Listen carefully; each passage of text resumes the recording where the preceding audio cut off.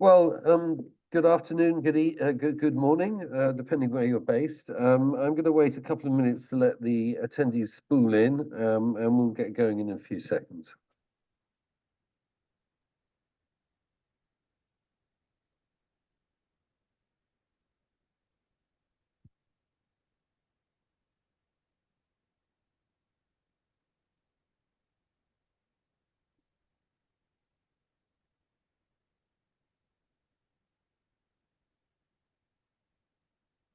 Well, um, as I said, good morning if you're in North America, good afternoon if you're in Europe. My name is Tom Jenkins. It's my job to welcome everybody to this North American North American webinar. I'm absolutely delighted to be joined by Adele Youngs and Nish Patel. We're waiting for David McUppen to join us, but he's been unfortunately held up, but I'm sure he'll be with us in a few moments. In the meantime, before I turn around to our distinguished panelists, I'd like to say to everyone who's here, please post questions in the chat line. You've got an area where you can post questions. I think you'll find it. It should be on your menu bar. So if you can type any questions in there, it helps us keep the conversation flowing. But I will just ask. Can I just start with Adele, please? Adele, please introduce yourself, explain what you do, and give us some insight as to how the American market is, how it's recovered, and what's happening. Yeah, great. Thanks, Tom. Welcome, everybody. It's nice to be here this afternoon in London time, which is where I am today. My name is Adele Youngs. I'm co-founder of Live Travel and Tours, which is an inbound receptive tour operator. As I said, we're based just outside London, and from here we cover the whole of Europe as a destination to groups coming from North America and some other destinations, but North America is our biggest market into Europe. So we deal with two main types of groups. We have a proportion of our business is adult special interest groups, the typical gardens, wine tasting, cultural tours.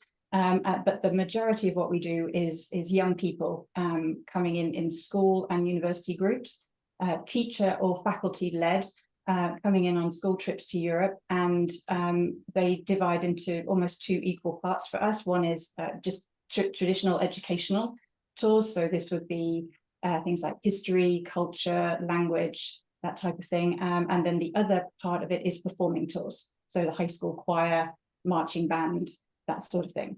Our groups are typically one coach load, unless it's an orchestra or a marching band. They can be obviously quite a lot bigger, several coach loads in the case of marching bands.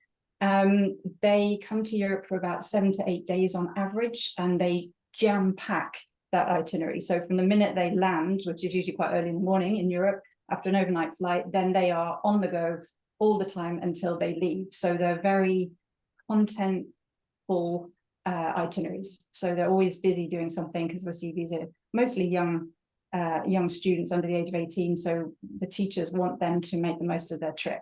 So they will jam pack everything, and they tend to travel between January and Easter, whenever that falls. And again, this time, so May into June as school ends, the school year in North America. Not a lot of that type of travel in the autumn or earlier in the winter.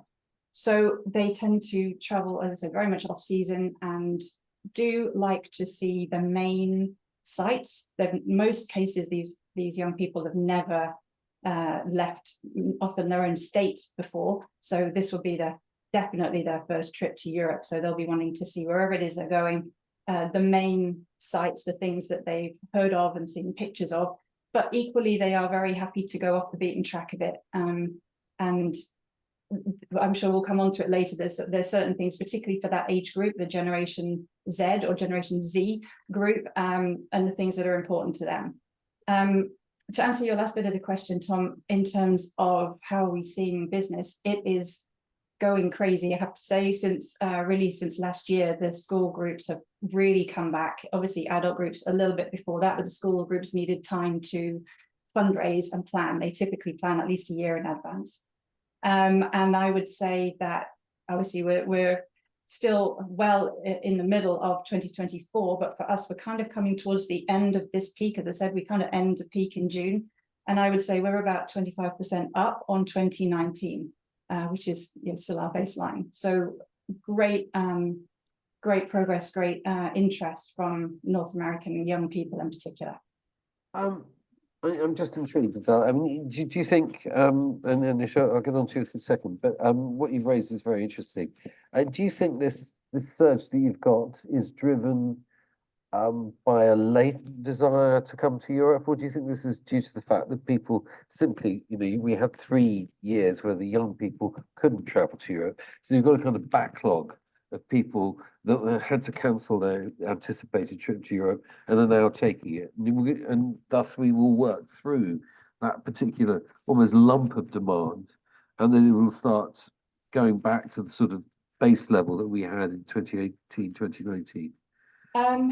I think not, because there was a bit of that maybe last year and kind of tail end of 2022, but the challenge is really for this age group are that they're in their grade or year at school, and they kept moving up through those grades even though the world shut down. So a lot of the ones that were at school during the pandemic are now off, and they've gone. They might be in the university groups, but they've certainly finished high school. So the age group that we're seeing now are definitely would have been too young to travel during the pandemic on international trips anyway, because they tend to be the older, sort of 14 years and above. And so, no, I think this is real interest that isn't going to tail off. I think Europe is still seen and increasingly seen as a must-visit destination for that age group. Fantastic. Nish, you're over in Chicago. Please tell us about yourself. Yes, hi, good morning or good afternoon. My name is Nish Patel, and I'm president of Mayflower Cruises and Tours. We're based right outside of Chicago, not too far from O'Hare. The company's been in business since 1979, and about 6 years ago, it was acquired by the Scenic Group. I'm not sure if everybody's aware of it, but the Scenic Group, originally based out of Australia, has now 100% of Mayflower. The benefit for us being acquired by Scenic Group is now we have access to 24 river cruises and 4 ocean cruises. So again, it's a very nice combination for us to be part of the tour operator, also as a cruise operator. Our travelers are strictly the senior market. If I say 65 and up, I'm happy. As we say, the folks are the ones who have the time and the money. They want to get out, and they're out looking for cultural, historical, experiential kind of touring wherever they can. And above all, they are looking for good value. Being part of the cruise line, owned by the cruise line, we do, of course, 50% of our business is with cruises. However, to differentiate us from the parent company, we always include 2 or 3 nights of land touring with every cruise that we have.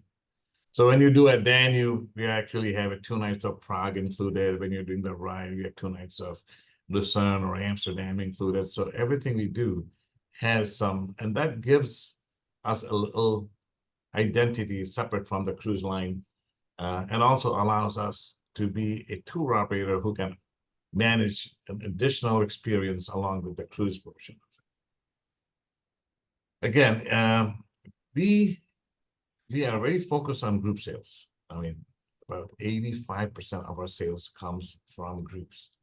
A small 10 to 15% is individuals who are filling into existing departures where the groups are. And what that does is the booking cycle for groups is about 18 months.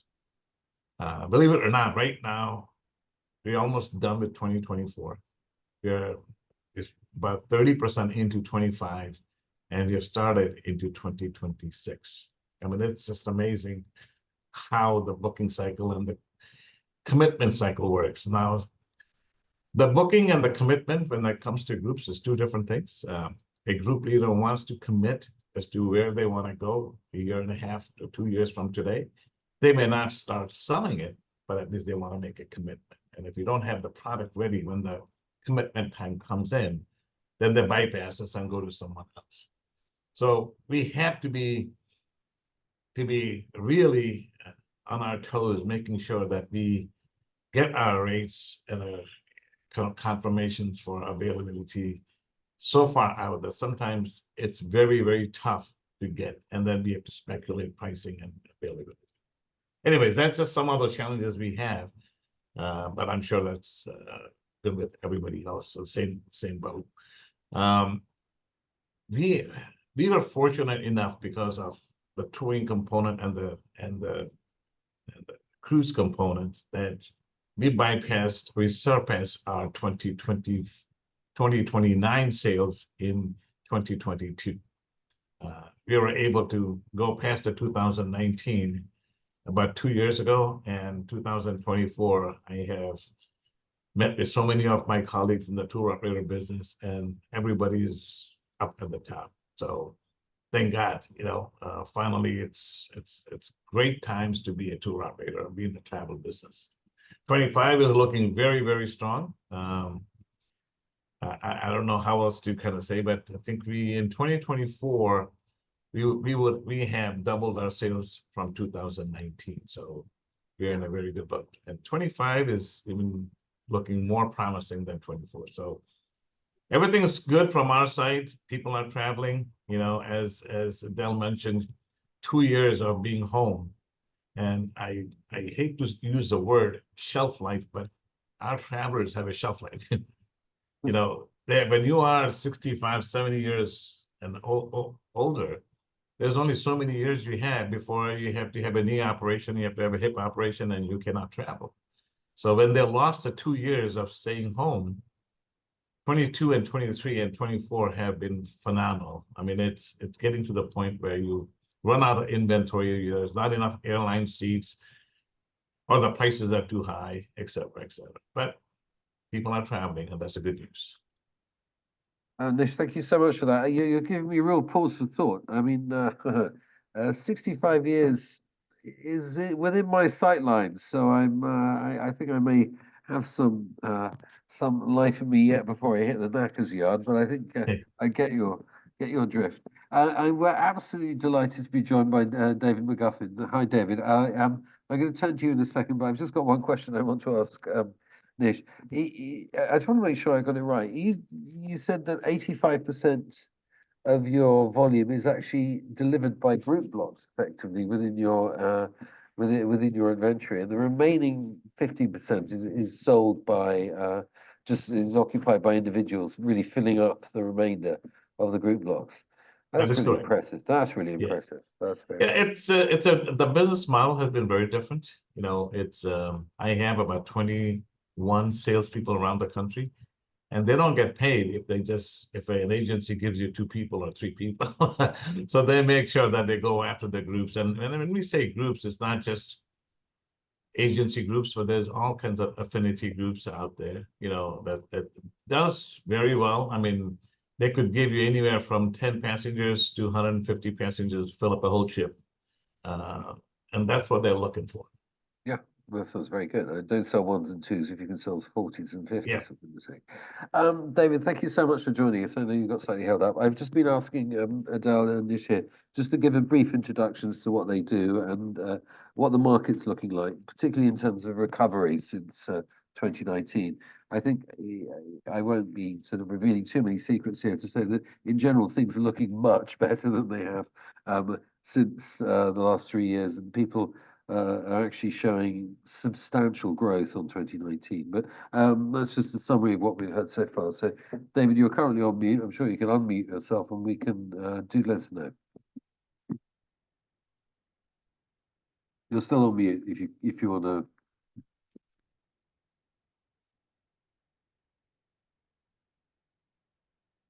Oh, you're still on mute. I'll just see if we can. Can you try and unmute yourself? Oh, you're there. Great. Okay, here we go. Yeah, that's it. Yes, Hi. yeah, thank you, Tom. I'm actually leading a tour right now in Ireland, and our business is, just like the others have said, going very, very strong. Apologies for showing up late because I'm on the Dingle Peninsula the weather is beautiful here today. And so we just came back to the hotel from a whole day on the Dingle Peninsula, which is a lovely, lovely morning and afternoon. Our tours, we've got 24 tour routes all over Europe, and Ireland and Italy are by far the most popular destinations. And so again, business is booming for us as well. We're far exceeding 2019 at the moment. And just like the other gentleman said a moment ago, 2021, 22 were perfect for us. And we're having a really good recovery from the pandemic years. I think that there are quite a few people who have pent up desires who did nothing through the 2 years of the pandemic and now are scrambling to get out and go. And so we have all ages on this particular tour. I think the oldest two passengers are right at 80, and they're doing lovely, no problems at all, and they're just loving it. So we're having a great time. Things are looking good for us. I can't imagine anywhere to be better to be if the weather is fine than the Dingle Peninsula. Yeah, the Dingle's lovely all the time. We're very envious. I've taken far too many groups around Western Ireland where we had a very good view of the rain, but that was about it. Yeah, it throws the emphasis onto the quality of your guiding ability, if you can describe what they're missing. Exactly. But no, that's great. And just out of interest, I mean, Nish was saying that he's very much specialised in delivering group blocks. Presumably, your product, which is, he's very much almost boutique. I wouldn't quite describe it as that, but it's very much aimed at individual bookings coming in. Am I right? Or that is correct. Yeah, most of our marketing is word mouth, some little Google advertisement, and then we do some throughout the United States. January, February, and March, there are these travel shows on Saturdays and Sundays, and so we rent a booth, 10 by 10, and stand behind a table and sell our tours directly to people. And that seems to work. That's a good marketing way for us to operate. Okay, right. Well, look, I've got. Can I just, before I go on to the questions, there's just one really important round robin I was wanting to know. Are there any, you touched on it, David, which is saying that Ireland and Italy are really flying off the shelf for you. But I mean, just Adele, to go back to you, is there any particular destination that seems to be doing really well, and is there any destinations that seem to be lagging at all? I think we always find, and never quite sure why, that things go in a cycle, and sometimes all of a sudden everyone wants to go to one particular destination, and there's not an obvious reason why that is, and it still is the case a little bit. But I would say that what we're seeing, because like Nish, we're already working on 2026 inquiries, and 2025 is significantly already underway for our requests. So what we're seeing for the upcoming 2 years is a lot of interest in southern Mediterranean Europe. So Spain, Portugal, Italy, and Greece in particular. France is also popular, but it always is. So great news for the French suppliers. Other destinations, I think it's reasonably equally spread. We are seeing, interesting what you were saying, David, that we are seeing less interest in Ireland at the moment. I think there's been, particularly for groups, and as I said, some of our groups are quite large, there have been some issues with hotel availability over the last few years, and I think that may be having a bit of a knock-on effect now, but that's speculation, and I can't always explain exactly why one destination is up over another, but that's what we're seeing coming up, definitely. Nish, are you seeing this as well? A little similar, for us, for the past 2 years, Iceland has been our #1 destination when it comes outside of the cruising. I don't look at the cruise passengers only because it's a different driver over there. It's a cruise who drives the product, and then the 2 nights extra is just added to it. But from a land tour perspective, I think Iceland has been our #1 for the last 2.5 years. Even this year, with all the volcanoes and everything else going on, we'll do over 1,000 passengers to Iceland. So it's definitely a good thing. Followed by Italy, England, Great Britain. Paris has slowed down this year, and for the right reason, because Olympics, you can't get anything in the right price or the right market, or people are just concerned about the crowds out there. So we're not doing that. Ireland's picking up.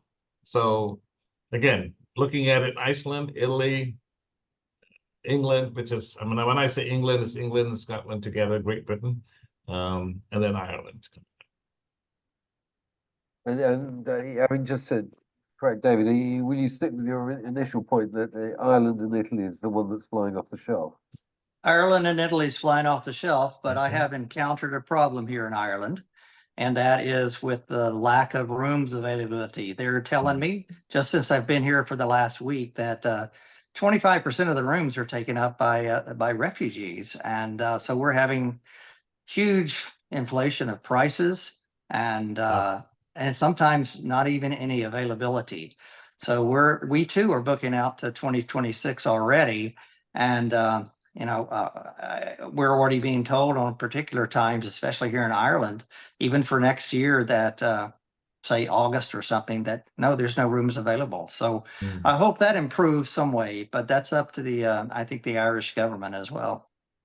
I think there's the refugee accommodation situation is an issue throughout Europe, but it is Yes, a yes. particular issue in Ireland. We're aware of that, and I think also it's in some ways the it'd be wrong to generalize like this, but so I'm probably going to generalize the Ireland as a destination has changed because we've got Northern Ireland is now a feature on Irish tour, which it really wasn't 15, 20 years ago. Mhm. In broad terms, the principal destination in Ireland remains Dublin, and Dublin is a city which has been transformed over the last 25 years from being a provincial city to being a major commercial capital. And it's the hotel provision is much larger than it used to be, but the demand now is out of all proportion from what we used to experience. So it's now very tough to get accommodation at the right price in the right volume in Dublin in particular. This is something that all our members are Right.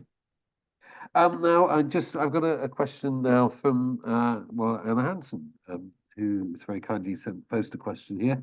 I'm just saying it's still early 2024, but we've seen, this is from her point of view, and this is from an English attraction supplier, I suppose the right way of phrasing it, a leading English attraction supplier.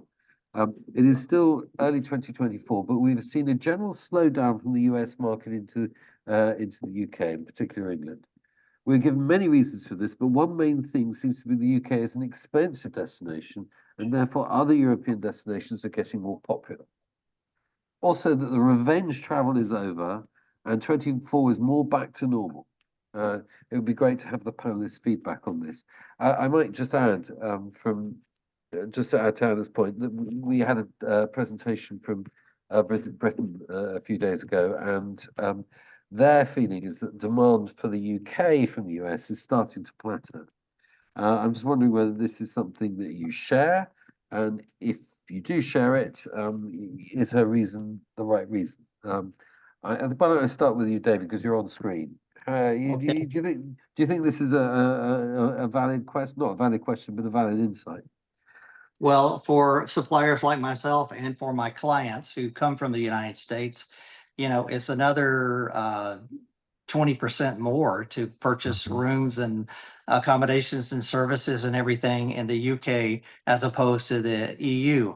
And so we do a tour that's Ireland and Northern Ireland, and I can go ahead and count on spending almost half again as much just to go to Belfast and Antrim Coast, as opposed to staying down into except for Dublin, the rest of Ireland. I have groups right now in London, so we do a London, Paris, Rome tour. There's going on right now, and of course in London, it's a beautiful city. We're there for 4 days, but it costs usually twice as much to be in London as it does to be in Paris, even with the Olympics coming up. Wow. Okay, Adele. We're probably going to buck the trend a little bit here because London and England as well, and obviously the rest of the UK are probably maintaining steady for us. We're definitely not seeing a decline. I think because with our market being very specific, mainly for, as I said, for young people, London is a very easy first international city to visit for North American schools. It's very similar to New York. It has, in the sense of, you know, you come for the theatre, you come for the historic museums, and it's quite a nice, easy stepping stone then to move into other parts of Europe with, you know, different languages and so on. So I think for us, London always stays steady, and we haven't seen a decline, I would have to say. And I mean, sorry, I mean, Adele, obviously to one extent, given one of your specializations is theatre groups and performing theatre groups, it's natural that they rotate around English language destinations. I think it would be Exactly. would make sense. Yes. But no, I mean, I think the feeling was, before I go on to you, Nish, is that the constant increase that we've seen from 22 to 23 to 24 is not carrying the same momentum forward. So, and to a certain extent, people say, well, you know, this is due to the fact that you just can't carry that momentum forward. You know, you've had growth and growth and growth. It's going to peter out. It's not going to crash, but you're just not going to see it happening. And yet, the feeling is that in the rest of Europe, we're still seeing growth going on, whereas in the UK, we are not seeing the same level of growth. But I'm interrupting. Nish, over to you. Slightly different from what I heard. When it comes to pricing, keep in mind that 2024 pricing was done in 22. And at that time, we did not have this massive increases that we're now getting for 25 and 26. So definitely it was done then. It's not because of the pricing. We have a couple of different situations. One of our most popular program, which is London, Paris. 4 nights London, 3 nights in Paris. That has slowed down this year because of the Olympics in Paris. Just too many restrictions. People are not sure if they're going to go everywhere or not. Even for our cruising product, where we have a ship out there in Paris, many of the river cruise lines have canceled some of the dates because they're not sure where they're going to be able to dock and do things like that. The same thing with land touring. I think they may be blocking some streets here or there, so the passengers may or may not get the full experience of Paris as they would have normally gotten. So that's a feeling of the perception that there is, and so a lot of people are staying away from that product. From Scotland, British Isles, that product is doing phenomenal. So basically, they just moved from left to right. To say and said, we'll just go to Scotland. We'll go to do the other parts of the Great Britain, and do Ireland also. So I haven't seen that much of a slowdown for the Great Britain product. I mean, I combine everything together. Yes, London has slowed down a little bit than my normal, but other than that, they're doing good. Now, the impact for London, Paris for us is going to come in 26. 25 rates are much, much higher. I mean, when I'm looking at my rates, I anticipate anywhere from 5 to 6% increase year over year. We are looking at about 18 to 20% increase year over year. And that is something that is really, really, really bothering us, and don't know what else to do. A, we cannot get the confirmations on time. And B, that when we do get a confirmation, the rates are so high because it's almost like every hotelier, every supplier wants to make up for the losses in 2020 and 2021, and right away in 2024, 25, and 26. I mean, 23 and 24, they were trying to bring people in, so they kind of left the rates where they were. But now they're saying, okay, now I got to make up for my losses, and I'm just going to jack up the rates. So I don't know. Is it because of that? Is it because of the situation like David mentioned about the refugees coming around and taking up space, or a combination of other things? But that is where we are. What's the solution to this? I'm just intrigued. I mean, stepping outside the questions that are being posed. I mean, clearly, we've got a finite resource here, accommodation in London, Paris, Rome, Dublin. And we've got what appears to be an ever-increasing demand coming not just from refugees, but from origin markets. And in Europe, we haven't really seen the big Asian markets return yet. I mean, We've yet to see the return of the Chinese. We've yet to see the Japanese return in any volume. And India is standing there waiting to take up the mantle of the fastest growing origin market, volume market for Europe in the near future. So I mean, it doesn't look like demand is going to peter out. I suppose my question really is, what do we do as tour operators in such circumstances? There are only two things I can think of. I'm going to hit you with this immediately. Do we try and diversify? I mean, do we try and go for dispersion, which is what a lot of national tourist offices want to do? You know, do we stop offering Paris and start offering, I don't know, Clermont-Ferrand or you know, or less well-known areas in France as an alternative? Or do we go for low season? Do we say, look, Paris may be great in April through October, but the time to go to Paris that we can really answer your wishes is going to be January, February, March. What do we do, Nish? Yeah, well, I mean, I think we have, at least from Adele and myself, I could say, Adele's groups are student groups, which means they want to go during the summer holidays because that's when they have time off, and then maybe during spring breaks when they have it. For us, it's the senior market. The senior market does not want to go when the crowds are there. So they'll like the spring and the fall. I mean, our largest amount of travelers traveling is April, May, September, October. These 4 months, if I take all the travelers that are traveling in this 4 months, that is going to be about 65% of my total touring travelers. Everything else is just, okay, I got a small group who wants to go because they're farmers, they cannot go in the spring and the fall, they'll go in the summer. It's just different. I mean, to answer your question, I think about, you know, what's the solution? I think from every perspective, you have to look at it and says, you know, people are going to take an increase. We anticipate an increase because it's just the cost of living going up, but it has to be reasonable. When it's not reasonable, then we start looking at other places where the cost of living is not that high or the cost is not that high. Looking at 18 to 20% year-over-year increase, and this is just a cost increase, not the.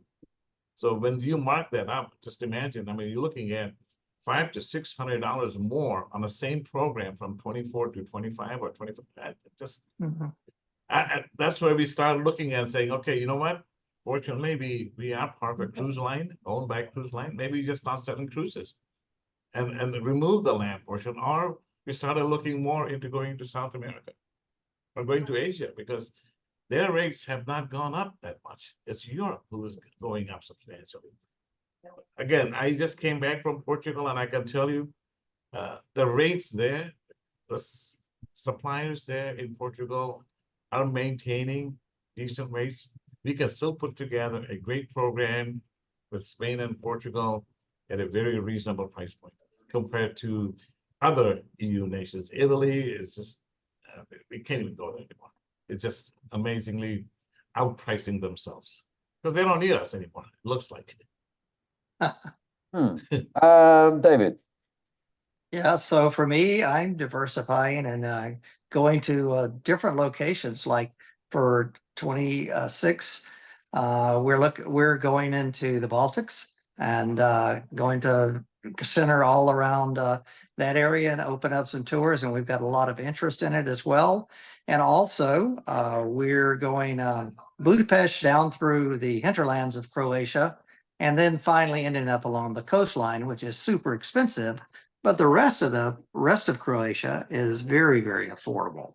So I'm just kind of looking at, especially with my clientele, being able to offer them alternative experiences or experiences beyond what they've done. Because, gosh, about 80% of my clients are repeat customers. And so if I continue to offer them locales that are different than they've been to already, then it seems like they're happy, and keeping the price similar to what they paid for before the pandemic also is a positive thing.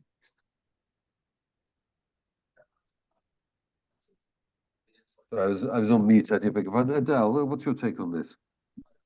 Thank you. Yeah, it's an interesting discussion, isn't it? Because everybody's being affected by higher prices everywhere in life. And the issue for our groups is because they're school groups, it's difficult when some of the class can afford to do the trip and others in the class can't. And then it becomes, it's not just people joining, a group trip because they want to do some travel. It's the whole class is coming. The teacher is, talking to them about the things they're going to see, and so there does become more of a sort of moral dilemma, as it were, in terms of the teachers aren't going to offer trips when they know that a significant number of the students in the class can't afford to go. The same with an orchestra. If half of the orchestra can't afford to travel, the orchestra itself can't function. So there is that challenge, and so it is price driven, as everybody else has said. These, with the school groups, the kids usually spend a couple of years fundraising to pay for the trip in the first place, and washing cars and baking cakes and that sort of thing. And already, Nish mentioned, but actually all our groups travel outside of the summer. The summer's when they're with their families. These are school trips, so they only travel during the academic months. And so increasingly, spring break was a very busy time, and still is, obviously, for a lot of the school groups. But it is pushing earlier into February and January. We never used to have anything much in January, and now increasingly we're getting requests for January. So it is naturally moving into those cheaper months and into cheaper destinations as we look ahead. So just as David, you found with looking at other locations, we also, I think I mentioned earlier, the Southern European. So because this is spring, it's not yet too hot for those destinations, which is a factor in the summer months. Obviously, the 2 summers we've had have been extremely hot in parts of Southern Europe, but in March, February, March, April, that's not so much an issue. That's a positive thing for these groups. And I think those destinations you mentioned, Portugal, Nish, definitely Portugal is really coming up on the radar, which it never had for our groups before. Which is great, and Greece as well in particular. It is another booming destination for us for similar reasons. It's cheaper generally, the weather is good at the time of year our groups want to travel, and they can bring more of the class with them. Oh, the good news is that the Portuguese element of our audience is giving a thunderous round of applause to this plug for Portugal, which is excellent. And I'm delighted, David, that you're focusing on the Baltics and on the Balkan area, both of which are very, very keen to have business at the moment for all sorts of reasons. I've been given a question here, which says, some people, I think it's an exaggerated problem, but it's perceived as a problem, which is, the introduction of the EIS and the new the new controls of on electronic authorization for Europe. Is this being perceived as a major threat at the moment, or are people quite easygoing about it? Because it's effectively the same as the ETIAS that we have to get, that non-members of the United States have to get to go to America. The American citizens now will have to get the equivalent to visit both the UK and Europe. But we know there's been some negative publicity. Has there been a lot of it? That's the question. I'll Sorry, go first. yeah, go ahead. I think so far, anytime there's a new guideline, rule, procedure that has been implemented by a country, there's usually a little hesitancy. Okay, now what's this? What's that? So far we have not heard any of our groups say that, okay, because of this, we are not going to go. First of all, the implementation has been delayed now about a year and a half. It's like our real ID that we're trying to do in the United States that has been pushed back for now about 4 or 5 years. Who knows when it'll even happen? The same thing here. Yes, there are companies who are looking to say, okay, if this is coming, we'll help you get it through. I don't see this as a bigger issue. And as I said, because majority of our travelers are part of a group, between us and the group leader, we always help to get through all of these nuances. And the cost of the ETIS is not that huge. It's bearable. It's it's not a deal breaker where it says, okay, now you got to pay $300 to get a visa to go here and there, and you have to go see go to the embassy and fill out this form and do this. It's much simpler and it's much less expensive. So I don't see that as a hindrance coming to us. Yes, it will slow down a little bit, but people will say this is just part of life. You got to do it. You got to do it. I think, David, do you agree with that? Yes, I do. For me, it's a non-issue. When it is finally implemented, we'll be there to help everybody get through the hurdles. But right now, it's not affecting anything, and we're just kind of shrugging it off when people bring it up and saying, "Well, that doesn't, it's not in effect right now. Don't worry about it." And Adele? Yeah, exactly the same. People are aware of it coming, but until we get much nearer, and actually have all the details, I think, it's not an issue. And even then, as Nish said, it's not going to stop people coming. It's just going to be an educational issue that we as an industry need to, show people where to go and what to do. But yeah, I'm not worried about it from that point of view at all. Okay. Tom, just so you know, the bigger issue that we have, and I think you already know about it, is the German VAT thing that has been popping in and out and in and out and in and out. That definitely is going to hurt because it's something to do with the clients, it's to do with operators like us and having to figure out what to pay, when to pay, how to pay, etc. So that part scares more to me than the ETIS or anything else. So hopefully that will never come live. Well, watch the space. I mean, the good news is it's been parked for the time being, as you know. But you're right. I think people underestimate the impact that major tweaks on indirect taxation have. Apart from anything else, they seem to be in complete ignorance of the narrow real margin that you're traveling with. You're carrying as an operator, and to quietly introduce a 15% tax. Yeah. Eradicates all your investment. It just goes out the window. So, this is not something you can live with, nor given their time frame, is it something you can pass on to the consumer. So, Nish, thank you for raising that. It's yesterday's nightmare, which I don't need to see in the front of my face at the moment. But no, you're right. It's perfectly valid. But gosh, that was before the pandemic. That's when we just had sort of problems of profitability rather than existence to worry about. Okay, anyway, look, the question, I've got some sort of jollier questions here to concentrate on. One is very simple. I mean, have things changed since 2019? Are consumers looking for anything different, or are they just returning to the things they still want to see in Europe? Is there any real change, I suppose, is the question being posed by one of the questioners here. Can I ask Adele, please? Because I'll start with you on this occasion. Yeah, absolutely. So, yeah, it's an interesting question because we see kind of almost both extremes of that. So again, focusing on the young people that are on most of our trips. As I mentioned earlier, it is their first trip, generally speaking, to Europe. So if we sent them to London and they didn't see the Tower of London, that would not work for them. They want to see those key things that all school groups have ever wanted to see. And in fact, most groups most people coming to London for the first time, they want to see Big Ben, they want to see Buckingham Palace. Those things are not going to change.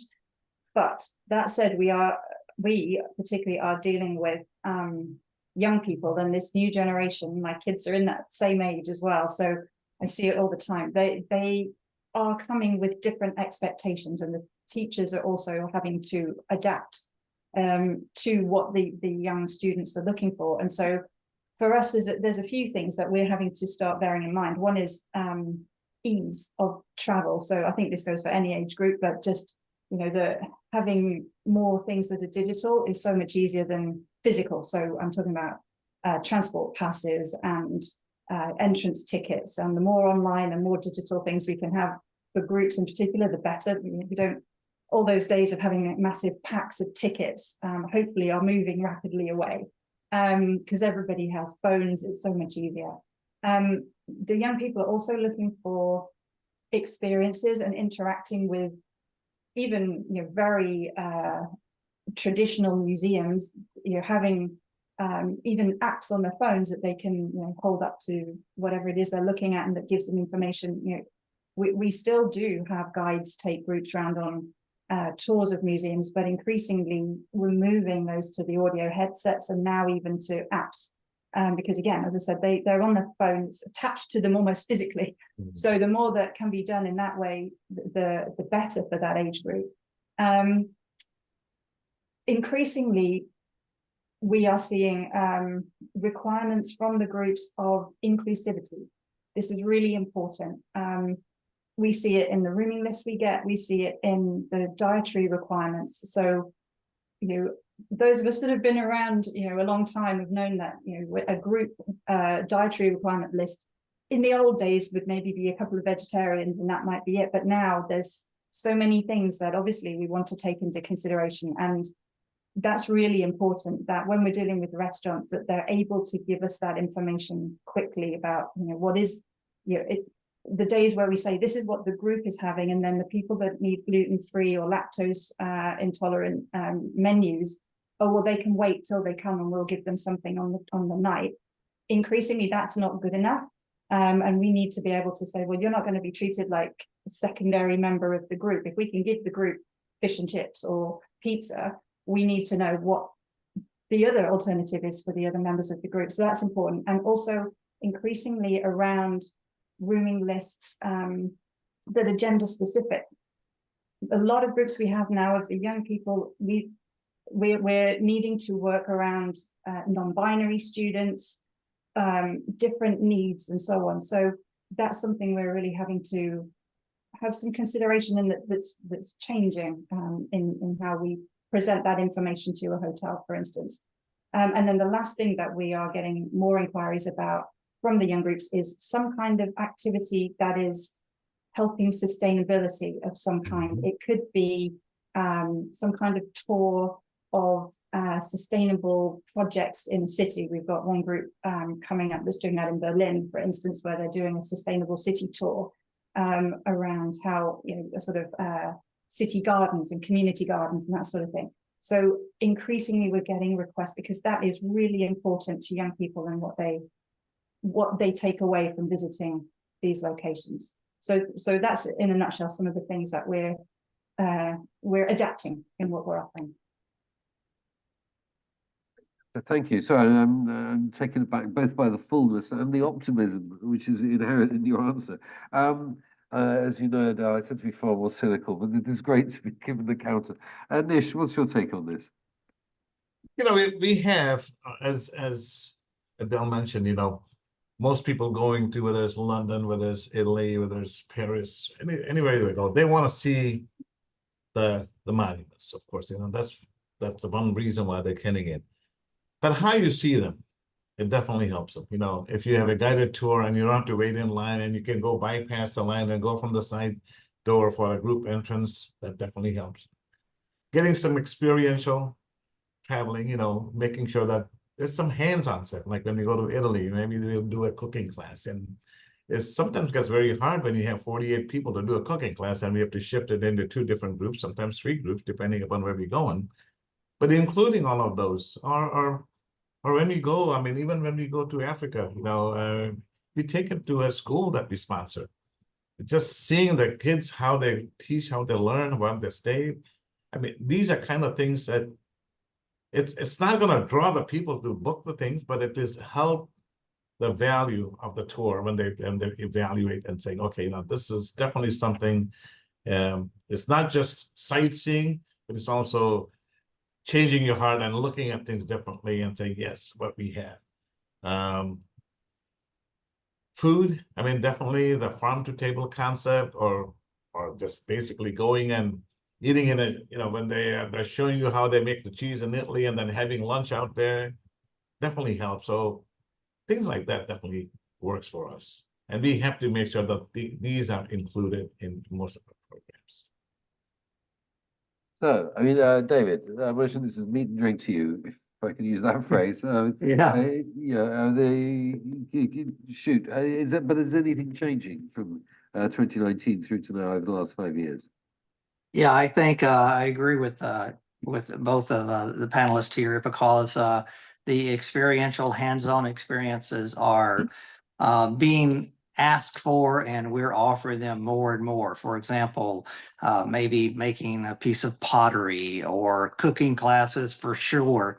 I was in Dublin just 2 days ago, and there was a restaurant offering cooking classes in Dublin, which I would never think of. You know, you think about that in Italy or something. So that's something that we can offer above and beyond what people expect, that maybe not in the selling, but in the reviews that you get, and then to help sell in future tours. That's something very important for us to do.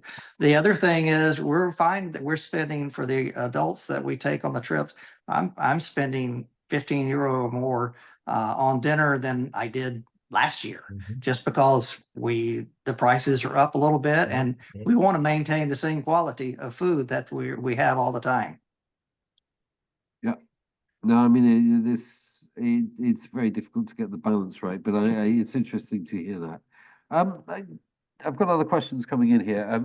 Someone has said that we're seeing a lot of what are effectively anti-tourism measures occurring in Amsterdam, to a certain extent in Venice, possibly coming up in Paris in 2025.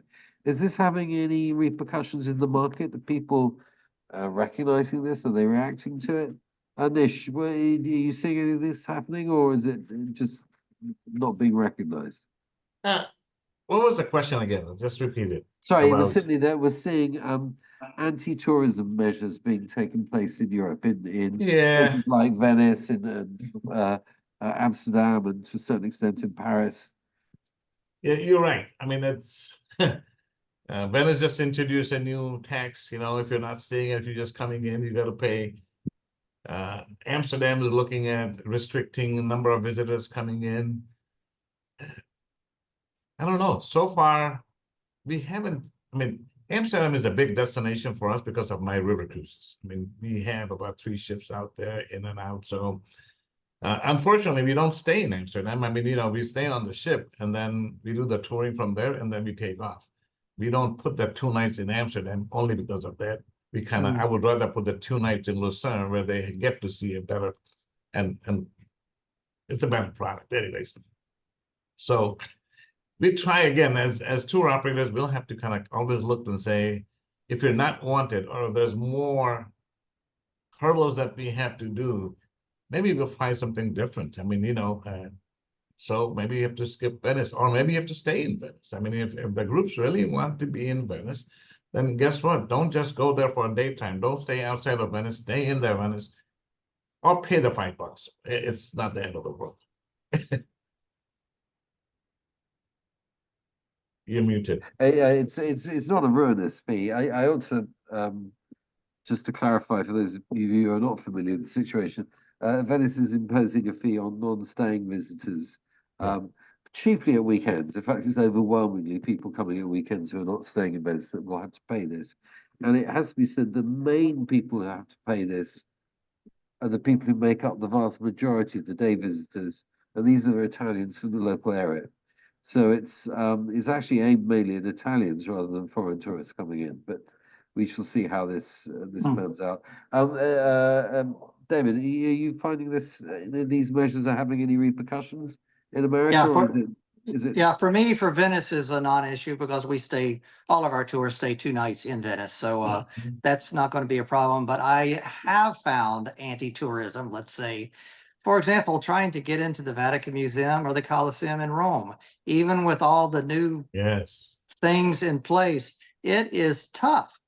And then to have a local guide to try to navigate you through it is, on top of that, it's just impossible.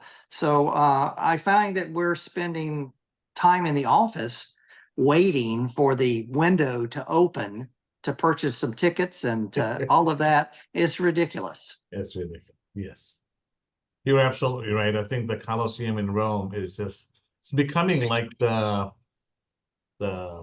terminal. I mean, in Hawaii, you know, in Honolulu, we have to do the same thing to wait to get tickets to do that, and it's just, this is not tourism friendly. No. They give you a slot, and then you have to open up.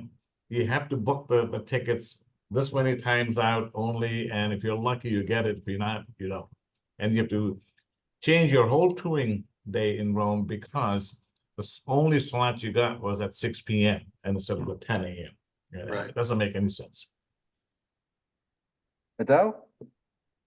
I think in terms of the protests, no, that's not affecting things. But as both David and Nish have said, it's as things become increasingly difficult for us as tour operators to book for groups, then we will stop suggesting them over time. I think, but from our side, because these primarily are young groups, one of the biggest issues is when coach transport is blocked from taking groups at least to the hotel, and that's increasingly either happening or being proposed, and that's it's a bit of a contradiction, because earlier I said about our groups being very concerned about sustainability, and obviously the issues with stopping coaches going into city centres is around pollution and so on. I know, Tom, you and I could have a whole different discussion about the fact that coaches aren't actually the big problem, especially when they're full. But the point being that a lot of our groups don't want 14-year-old kids on the subway or the metro or the local buses with all their luggage. From a teacher and a chaperone's point of view, that's an absolute nightmare waiting to happen. If the kids have just arrived, they don't speak the language, they're not sure where they're going, that's a real problem. And then add in instruments, which a lot of our groups have because they're performing, then that becomes an issue, and that actually will stop us sending groups to some of those destinations where we can't find a workaround, either by having them stay outside of the city centre and then work out a different way to get them in, that sort of thing. So those are more the issues that are difficult for us. How do you move a group of teenagers around when you can't put them in a bus and they've got stuff with them? That's the difficulty. Sightseeing is a different thing, but on those transfer days, that's something that we're starting to grapple with and think about how we're going to handle. Well, everyone, thank you so much. I've got one last question for us to sort of bow out with. The last question was really, can you think of any area which you will predict is the up and coming destination in Europe in 3 years' time? So, what do you think is going to happen in 27? Just give me one country, and we'll then say goodbye. But Adele, you're on screen. So what would you say is your up and coming destination for 27? Pluck it out of the air. Well, I said it already. I'm going to go again. Portugal. Portugal. That was on my list too. All right. I'm absolutely delighted that the National Tourist Office of Portugal is actually a member of ETOA, so I'm very pleased about that. David, have you got any call out? I do concur with that, but I'll venture out and continue my saying with the Baltics is going to be up and coming for me. That's great. Adele, Nish, David, thank you so much for taking part in this webinar. I've thoroughly enjoyed it. There is so much more to discuss as well. I mean, we have really investigated product cycles. We touched on it at the beginning, but we didn't go into any detail. So there's plenty more to discuss in future. So I look forward to having you back again. And thank you, audience, for listening to us. We've actually held on to virtually everybody who signed up joined us at an hour ago is still there now. So thank you very much. The recording will be posted on the website. And with that, I'll just thank the panelists again. There's no green room for us to retire to afterwards for a drink. So I can just say thank you. And thank you particularly, David, who's broken up a tour to take time with us. So get back to your clients on a beautiful afternoon. No worries. Nish, thank you. Thank you so much. For coming Thank to you. Chicago. Bye, Adele. All Bye, right. everyone. Goodbye.